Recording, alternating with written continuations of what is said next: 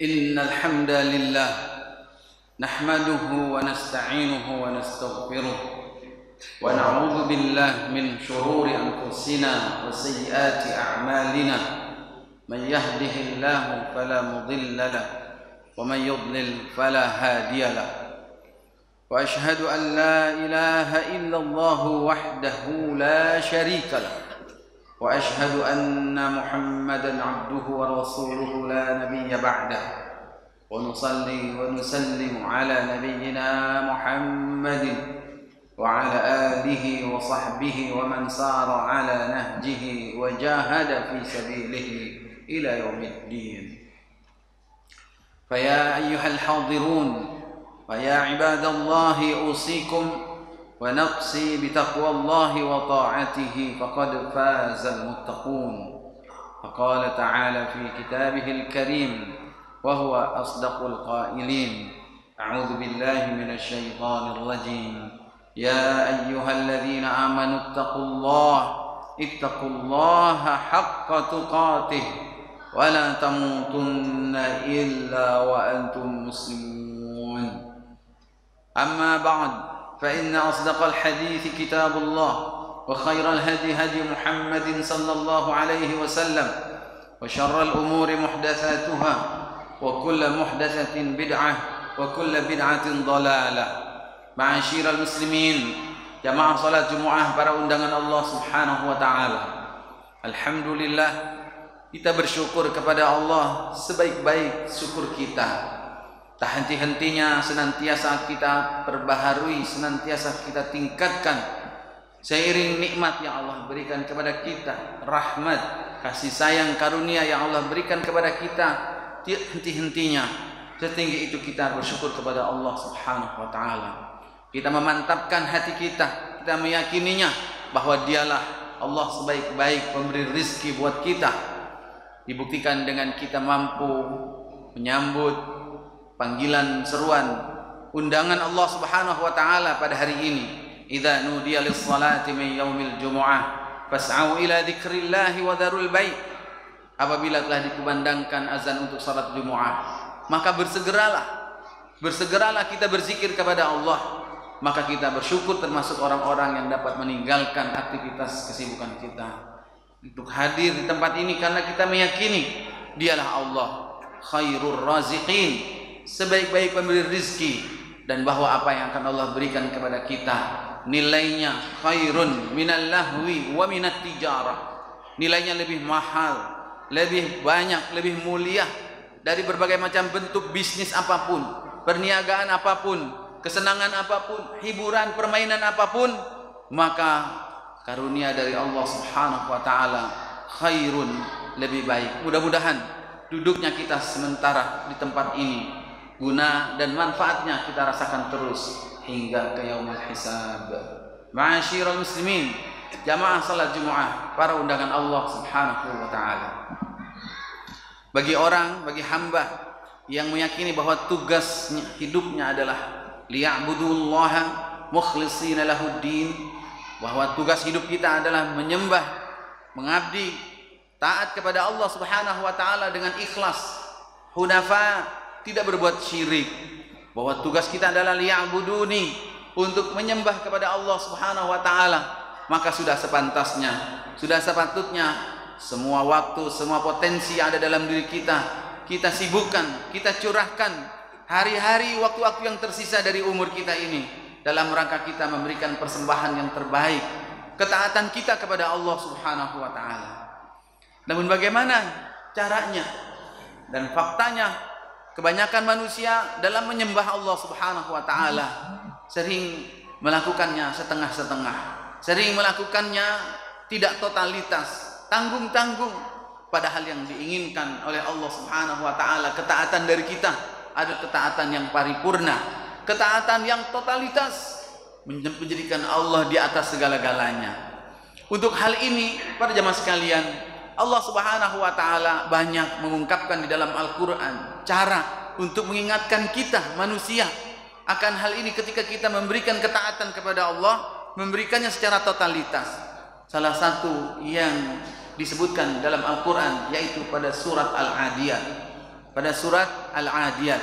Allah Subhanahu wa taala memberikan sebuah perumpamaan, di mana perumpamaan itu dijadikan sebagai sumpah oleh Allah Subhanahu wa taala agar kita berpikir, barangkali dengan perumpamaan, dengan sumpah yang Allah gunakan ini membantu memudahkan kita untuk memahaminya.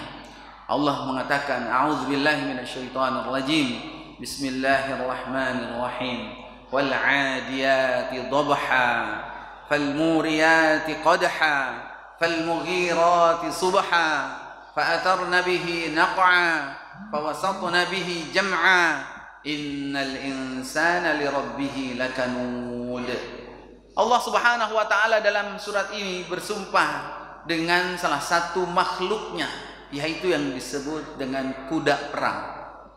Allah sebutkan di antara kelebihan, keunggulan kuda perang dibandingkan hewan-hewan yang lainnya.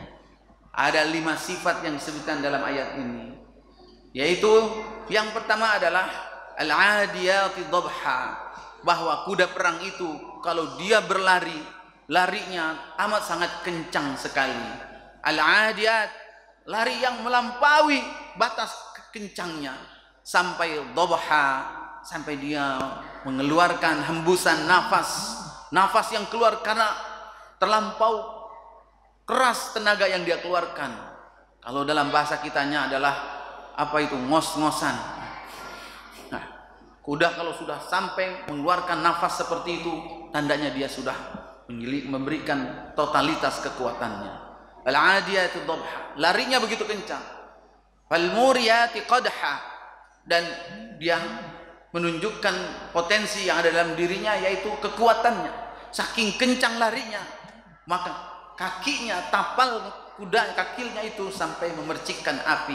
Qadha, berbenturan dengan benda-benda keras yang ada di padang pasir, memercikkan api. Begitu kuat, begitu kokoh kakinya. Fal mughirati subha, dan demi kuda perang yang siap untuk menyerang lawannya, musuhnya, subha, di waktu pagi. yakni dalam 24 jam dalam keadaan standby, dalam keadaan siap. Kuda perang itu disebutkan waktu pagi merupakan simbol waktu di mana pergerakan itu masih, orang bangun tidur itu masih lambat, masih susah orang bangun tidur itu beraktivitas, perlu pemanasan terlebih dahulu, tetapi tidak dengan kuda perang. Meskipun di pagi hari, fal mughirati subha, beliau kuda tersebut siap untuk dipakai oleh yang mempunyai, yang memilikinya.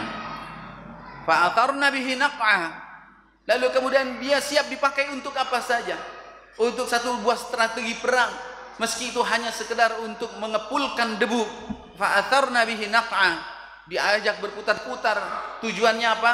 Untuk supaya debu itu bertebangan, lalu kemudian musuh menyangka, mengira bahwa pasukan kaum muslimin itu jumlahnya amat sangat besar sekali, yang dengan demikian musuh akan gentar dan takut kepada kaum muslimin. Dia mau dipakai untuk berputar-putar. Dan yang berikutnya, yang kelima, bahkan dipakai sebagai fungsi kuda tersebut adalah untuk masuk ke dalam pasukan lawan sampai ke tengah-tengah. Fawasatna bihi jam'a, yakni dia tidak takut, dia tidak gentar, meski dia menanggung resiko untuk terkena pedang, terkena tombak, ya akan bahkan menjadi gugur, ya mati di dalam peperangan tersebut, seakan dia tidak takut masuk menerobos ke tengah-tengah pasukan lawan.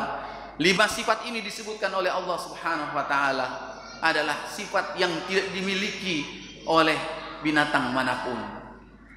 Mengapa Allah Subhanahu wa taala bersumpah dengan nama kuda perang dengan sifatnya yang dirinci dalam surat Al-Adiyat ini? Yakni Allah Subhanahu wa taala yang menyampaikan salah satu hakikat manusia yang harus kita sadari sebagai manusia. Apa itu? Allah mengatakan, innal insana lirabbih lakanud. Sesungguhnya, kata Allah, manusia itu lirabbih, kepada Tuhannya, lakanud. Lakanud diterjemahkan dalam Al-Quran terjemahan adalah amat sangat pelit. Tapi ya amat sangat pelit. Yakni maksudnya adalah manu'un bil khair. Manusia itu dalam memberikan ketaatan kepada Allah Subhanahu wa taala tidak totalitas. Dia amat sangat pelit. Perhitungan tenaga, perhitungan harta, perhitungan waktu, apa yang mau diserahkan kepada Allah, mau dikorban kepada Allah, diberikan tidak secara totalitas. Allah tegur kita semua agar kita berpikir, apa hubungannya dengan sumpah yang Allah Subhanahu wa taala sebutkan dalam surat Al-Adiyat ini? Allah Subhanahu wa taala ingin menjelaskan kepada kita bahwa hakikat ketaatan yang harus kita berikan kepada Allah Subhanahu wa taala adalah ketaatan yang totalitas. Ketaatan yang diberikan seperti seekor kuda perang yang dia taat kepada pemiliknya, dia taat kepada empunya. Kuda perang berbeda dengan kuda-kuda lainnya. Kuda perang adalah ditempatkan di tempat yang khusus. Dia tidak dilepas begitu saja. Dia ditaruh tempat yang istimewa. Makanannya makanan pilihan, dibersihkan secara khusus. Maka kuda perang amat mengenal siapa majikannya, siapa yang memberi makan dia, siapa yang mengurus dia.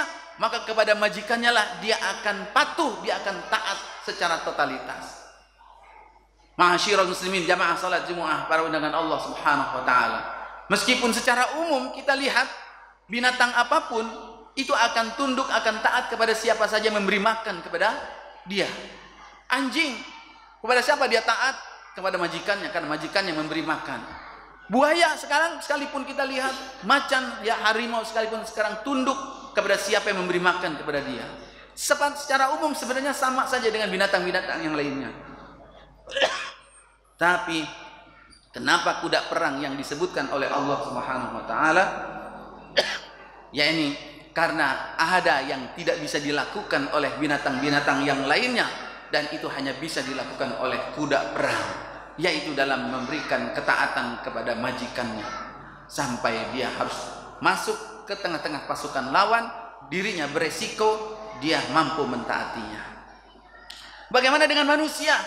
Allah Subhanahu wa taala mengatakan ketika manusia memberikan ketaatan kepada Allah tidak secara totalitas.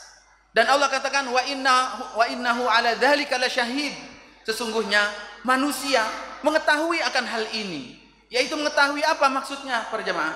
Maksudnya adalah manusia mengetahui siapa Rabbnya, siapa yang memberikan rezeki kepada dirinya, siapa yang memberikan fasilitas hidup.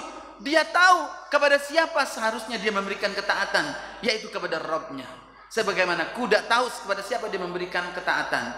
Tapi mengapa manusia tidak bisa mentaati, yaitu seperti kuda perang? Kalau dalam memanggil seruan Allah Subhanahu wa taala, dalam melaksanakan, yaitu seperti kuda melaksanakan perintah majikannya dengan totalitas begitu kencang sekali. Dalam 24 jam kapanpun diminta, kuda itu siap. Bagaimana dengan kita manusia? Di waktu lapang, di waktu sempit, di waktu senang, di waktu susah, itu semua adalah saat-saat masa-masa kita harus taat, tetap taat kepada Allah Subhanahu wa taala.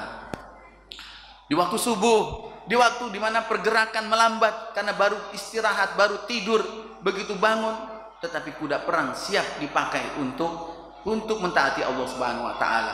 Tetapi berapa banyak manusia begitu bersemangat dia salat Jumat, begitu bersemangat dia salat zuhur, salat maghrib, salat isya, tapi begitu salat subuh, begitu salat tahajud, begitu salat qiyamul lail, dia melemah. Dia lupa siapa sebenarnya yang memberikan nikmat kepadanya. Setiap hari kita makan rezeki dari Allah Subhanahu wa taala. Kita berdagang, kita bekerja, kita menikmati rezeki dari Allah Subhanahu wa taala, tetapi seringkali manusia justru memberikan ketaatan kepada siapa? Kepada bosnya, kepada pimpinannya dia lebih taat, kepada langganannya, kepada konsumennya, kepada relasinya dia lebih taat. Dia begitu takut mengecewakan konsumennya, tapi dia tidak takut mengecewakan Rabbnya. Tidak mau telat, tidak mau mengecewakan rekan kerjanya, tetapi dalam mentaati Allah Subhanahu wa taala seringkali terlambat, seringkali telat. Allah mengingatkan hal ini. Wa innal insana li rabbih lakanud wa innahu ala dzalika lasyahid. Dan apa yang menyebabkan itu semua? Kata Allah, wa innahu lihubbil khairi lasyadid. Yang menyebabkan itu semua adalah karena kecintaan manusia kepada dunia yang teramat sangat. Karena kecintaannya kepada dunia teramat sangat besar, sehingga melupakan ketaatan dia kepada Allah Subhanahu wa taala. Maka sebagai obatnya, sebagai penawarnya adalah kita harus menahan, kita harus mengkontrol, kita harus menundukkan cinta kita kepada dunia ini. Dengan apa? Di antara caranya adalah dengan banyak mengingat mati. Dengan apa? Dengan mengingat kehidupan setelah kematian. Afala ya'lamu idza bu'thira ma fil qubur wa hussila ma fis sudur. Tidakkah mengetahui manusia bahwa hidupnya ini sedang berputar, sedang berjalan. Semuanya akan kembali kepada Allah Subhanahu wa taala. Semuanya akan mati, semua akan dikubur lalu kemudian akan dibangkitkan dan akan dihisab semua yang ada, nampak maupun yang ada di dalam dadanya. Kenapa dia lakukan ini? Padahal kelak dia akan berdiri di hadapan Allah Subhanahu wa taala mempertanggungjawabkan semua amalnya. Mudah-mudahan Allah Subhanahu wa taala membimbing kita untuk dapat mentaati Allah Subhanahu wa taala dengan lebih baik lagi. Barakallahu li wa lakum fil Qur'anil 'azim. ونفعني وإياكم بما فيه من الآيات والذكر الحكيم وتقبل مني ومنكم تلاوته إنه هو السميع العليم فاستغفروه إنه هو الغفور الرحيم.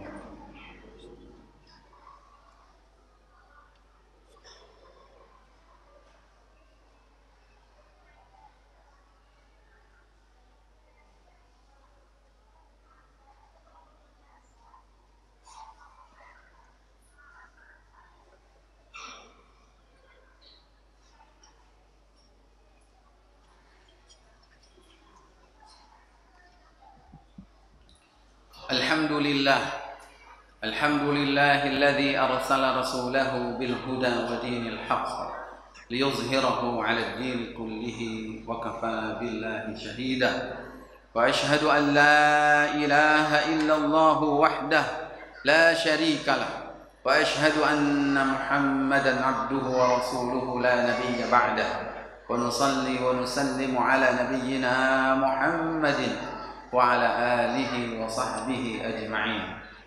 قال الله تعالى في كتابه الكريم أعوذ بالله من الشيطان الرجيم يا أيها الذين آمنوا اتقوا الله ولتنظر نفس ما قدمت لغد واتقوا الله إن الله خبير بما تعملون. Ma'asyiral muslimin, jamaah salat Jumat, para undangan Allah Subhanahu wa taala. Sebagai hasil, sebagai output dari kesadaran kita akan nikmat yang telah Allah berikan kepada kita, dan kemudian kita harus membalas dengan ketaatan kepada Allah Subhanahu wa taala sebagai bentuk rasa syukur kita kepada Allah, adalah sebuah sifat yang harus ada dalam diri kita. Apa itu? Yaitu kita tidak boleh pelit dalam hal kebaikan. Manusia, orang yang beriman, hamba Allah Subhanahu wa taala yang beriman, tidak boleh pelit dalam hal kebaikan. Ya, ini dalam hal kebaikan, apa yang dia punya berupa tenaga, berupa waktu, berupa pikiran, kecerdasan, berupa skill, berupa apapun yang dia punya. Ketika Islam meminta, Islam menuntut, maka kita tidak boleh pelit untuk memberikannya. Ada dua macam bentuk yang harus kita berikan, yaitu ketaatan kita secara pribadi kepada Allah Subhanahu wa taala yang ditunjukkan dalam beribadah yang secara hablum minallah, yaitu salat, seperti salat, puasa, ya, kemudian pergi haji dan lain sebagainya. Ada yang kita perlu perhatikan berikutnya. Apa itu? Yaitu berbuat baik kepada sesama manusia. Tidak boleh pelit ketika jalan kebaikan menuntut kita untuk memberikan sesuatu yang kita punya. Ada satu ibadah yang nilainya tidak kalah hebat, nilainya tidak kalah besar daripada ibadah yang hubungannya langsung kepada Allah seperti salat, yaitu ibadah berbuat baik kepada manusia.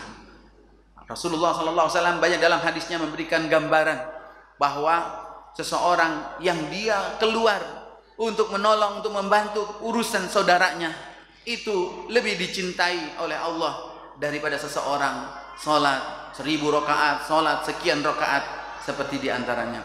Maka Allah Subhanahu wa taala menyukai orang yang dia berjuang untuk kepentingan saudaranya.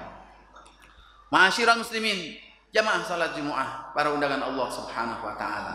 Bahkan hasil dari ibadah kita, hablum minallah, salat kita itu harus terlihat bentuknya adalah kita baik kepada orang lain, kepada manusia. Dan orang yang paling pertama berhak mendapatkan kebaikan kita adalah istri kita, orang tua kita, anak-anak kita, keluarga dekat kita, kerabat kita, sebelum kita memberikan kebaikan kepada orang lain. Dan juga ayat ini, surat Al-Adiyat, mengingatkan kepada kita agar kita tidak terkecoh bahwa kebaikan yang datang kepada kita, kebaikan yang kita berikan kepada orang lain, itu sesungguhnya adalah bersumber dari Allah Subhanahu wa taala. Tidak kita salah persepsi bahwa itu datang dari orang yang datang memberikan kepada kita. Lalu kemudian kita lebih berterima kasih, kita lebih bersyukur kepada orang yang memberikan kepada kita daripada Allah Subhanahu wa taala. Ini adalah yang banyak terjadi, manusia tertipu, kebaikan yang datang dari orang dianggap itu adalah kebaikan dari dirinya semata, bukan dari Allah Subhanahu wa taala. Padahal yang memberikan sesungguhnya dialah Allah Subhanahu wa taala. Rezeki yang kita dapat dari pelanggan, rezeki yang kita dapat dari relasi, dari bos, pimpinan, sesungguhnya itu tidak ubahnya seperti orang yang mendatangkan sesuatu barang ke rumah kita, seorang kurir yang menyampaikan ke rumah kita. Kita tidak pernah terkecoh bahwa yang memberikan bukan kurirnya, dia hanya sekedar mengantarkan ke rumah kita. Ada yang memberikan sesungguhnya di belakang kurir itu. Siapa? Pengirimnya. Begitu juga dengan apa yang kita terima, kebaikan-kebaikan ini semua, sesungguhnya pengirim sesungguhnya dialah Allah Subhanahu wa taala.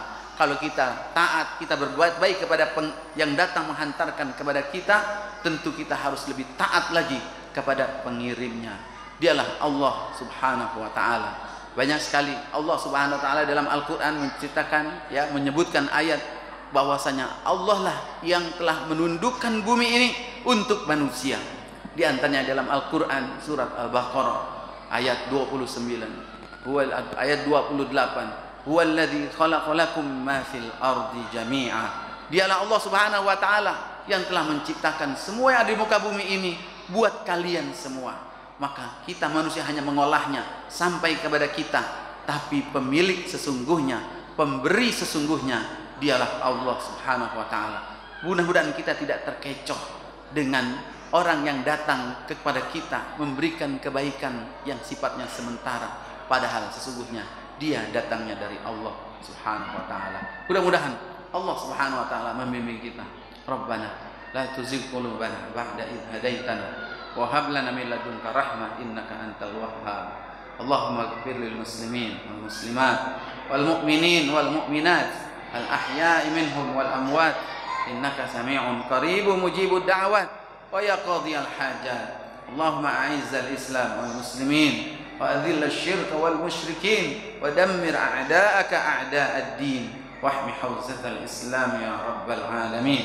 اللهم أرنا الحق حقا وارزقنا اتباعه وأرنا الباطل باطلا وارزقنا اجتنابه. ربنا آتنا في الدنيا حسنة وفي الآخرة حسنة وقنا عذاب النار. ربنا تقبل منا إنك أنت السميع العليم وتب علينا إنك أنت التواب الرحيم. وصلى الله وسلم وبارك على نبينا محمد وعلى آله وصحبه أجمعين والحمد لله رب العالمين. آمين يا رب العالمين. وأقيموا الصلاة.